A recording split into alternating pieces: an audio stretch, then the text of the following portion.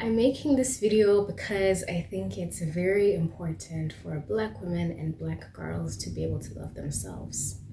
And it's not easy to do that when you live in a society that indirectly and directly communicates to you that you aren't valuable, you aren't wanted, and that you're not lovable.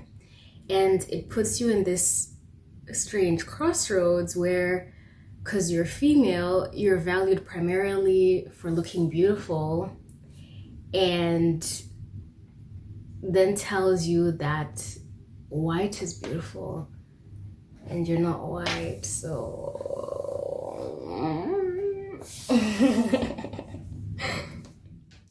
quite an awkward position to be put in, to be honest. However, this catch-22 also puts you in the best position to discover and experience your own authentic beauty.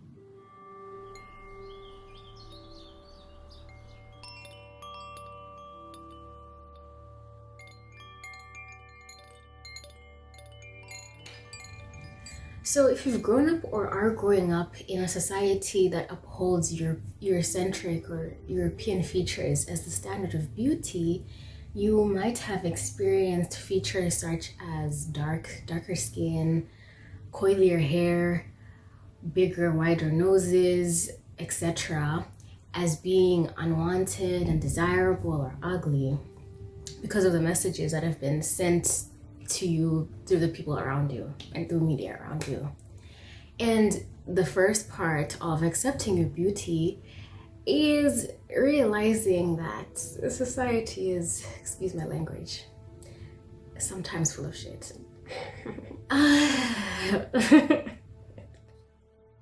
So we're social creatures, and we're quite literally designed to depend on other human beings for our survival. And that includes things like feeling valued, a sense of belonging, getting things like approval. And so in unawareness, we depend on other people to give us our sense of self-worth. So whether we are lovable or not depends on other people deeming us lovable or not. Whether we're beautiful depends on other people deciding whether we're beautiful or not.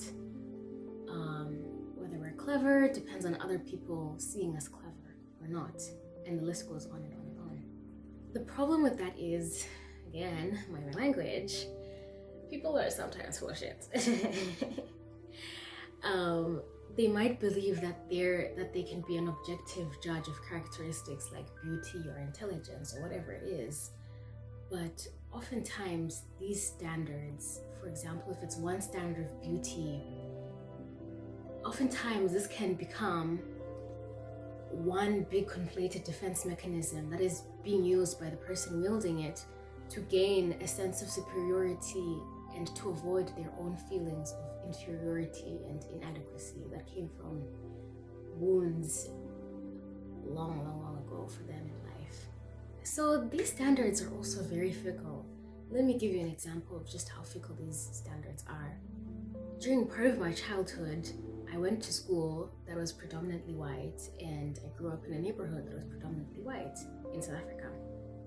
And there was a clear beauty standard. Even though we were young girls, there was a clear way, preferable way to look to be considered very attractive. And that included things like body type. And my body type was not part of that standard. So most girls who were considered very pretty were skinny and had small bums. I, growing up, did not have a small bum. I had a big bum. And and I hated it because I felt so much shame for it. I just felt like it made me look so different, and it was just so clear I didn't fit in. I didn't want to have a big bum because it just wasn't considered attractive, wasn't considered beautiful in any way. And I even remember my aunt telling me, shout out Aunt Javier. I remember my aunt telling me that just give it a couple years. Wait till you're a teenager. You'll like it. And she wasn't wrong. And then a couple years later, it became very popular in mainstream Western society for people to want big bums. All of a sudden, one day it was just be very skinny, that's how to be beautiful. And then the next day, wake up, be thick, be slim thick, just be thick, thick. But then yesterday you're not liking our big bums, today, you see? And even though my confidence grew during the time that big bums were valued, it still wasn't genuine because it depended on someone else's idea. Someone else is very fickle. The next day they might decide whatever is what is in fashion, and that's just not, it's not an okay way to treat someone's body, in my opinion. It's not. So that's an example of how fickle it is and why, again, society is sometimes full of shit. All right, so now the specific tips that I wanted to share, and if you see me looking down, that's because I'm reading my notes. I don't want to forget anything. So, number 1, I want to challenge you to see yourself through the eyes of the divine, your higher self, your soul, God, whatever, whomever you call it, but whatever, if you believe in it, whatever you believe in that is most loving, that is the most beautiful, loving part of yourself, part of creation, everything. I challenge you to see yourself through those eyes. It is my belief that you, with a capital Y, you, your higher self, chose to incarnate as you, chose your physical body. So try to see the reasons why you might have chosen. You really challenge yourself to see the beauty from this loving, beautiful perspective, because it is your duty to love yourself and to love your body. It's not anyone else's job to do it. Number 2, recognize that the most beautiful thing about you is that which makes you unique. Everything that makes you unique is the most beautiful part about you. And can you see how that directly contradicts the messaging of society that tells you that you need to look like XYZ in order to be deemed beautiful or acceptable? No. From the perspective of God, spirit, source, the universe, whatever it is that you refer to, it came into being in a human body to experience itself as separate and unique, i.e., you. It incarnated as you. So that means that every single iteration of skin pigmentation, eye color, nose shape, hair texture, body type, whatever, was intentional, was desired, was wanted. So see yourself from that perspective. See that, it's like a beautiful flower. There are so many colors, all of them. Most beautiful part about you is the thing that makes you most unique. It's the fact that you are unique. So in that sense, society can, that's what I'll say. Okay, number 3, surround yourself with people who look like you, depicted in a positive light. So if you, again, grew up with dark skin, if you grew up or if you're a Black person and growing up, no matter how old you are, and if you grew up in a society that was not very affirming of Blackness or having, anything to do with Blackness, you probably didn't see as many positive depictions of people who look like you. So now your challenge is to do something. The way I like to do it is I like to use Pinterest, but you can use a magazine, you can use TV, whatever it is. You can print pictures, but I like to go on Pinterest and just look up pictures of women that look like me. So women with darker skin, wider nose, my very coily hair type, looking beautiful, looking happy, just doing the most and just shining, and surround yourself with that. So if it means like checking on Pinterest very often or hanging up pictures around you, whatever it takes to keep on prompting yourself to challenge the very consistent messaging of unworthiness and undesirability that society sometimes sends.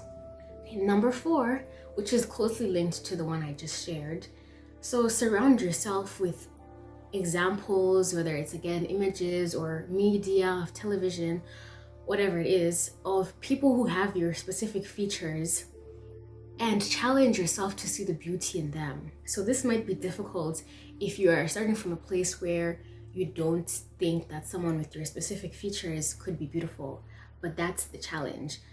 That's the challenge, to see someone who has whatever feature it is, to daily just look at them and see, okay, what do I find beautiful? Just keep on trying, even if it's hard, even if you don't feel like, just pretend at some level, pretend for now, until you really start to believe it, like, okay, yeah, I really start to genuinely see the beauty of this feature of this person, and you start to see it more and more easily in yourself. All right, so the last tip, and probably the most significant, is to be open to the idea that you are truly beautiful. Another way to say this is to be vulnerable to the idea that you are truly beautiful. Part of the reality of growing up and seeing your features be disrespected is that we might have developed a defense mechanism to get away from the feelings of pain, shame, and fear of this knowledge that we are ugly, that we are unwanted, we are unlovable. So to defend ourselves, we become closed off to the idea that we are, whether XYZ, whether it's beautiful, lovable, whatever it is, and instead develop a belief of self-hatred, or we might, not always, but we might develop beliefs of self-hatred, because it's easier to preemptively reject ourselves and to do that before anyone else can do it to us. Sometimes the biggest risk is believing that you are beautiful, desirable, and loving. Because once you stand in that space where you are all of those things, you stand at the risk of something or someone else telling you or making you feel like you aren't. And that might once again bring you to that place where you are small and powerless. But this time you are not small and powerless. You've grown up. You know better now. You realize that people are sometimes, very often, full of shit. People tell lies. People tell lies in unawareness most of the time about love. The ego constantly tells lies about love. You can defend yourself authentically this time to these people, or you can choose not to deal with them anymore. This time you have the power to give your inner child the correct message about her worth, her beauty, her value, whatever it is. So just be open. Expose your heart to the idea that you are beautiful and live your life as though it's true, because it's true. No matter how frightening this is, and watch what happens next. All right, so here's a bonus tip. Access and tap into your anger. Get angry. Allow yourself to get angry about the fact that you have been mistreated, because this is your internal source of justice. Knowing that you have been treated unfairly and unjustly gives you the inspiration, the energy, and the direction to correct the messaging within. Like, really guide yourself to what is true, what is loving. And then also gives you the energy to work towards correcting the messaging outside, whether that looks like supporting and uplifting other people that look like you and people that don't look like you too. And support and doing things like supporting or creating media that depicts all people in a respectful and loving way. And also to defend yourself and other people when power is misused. Thank you. Bye. Good luck. Good luck.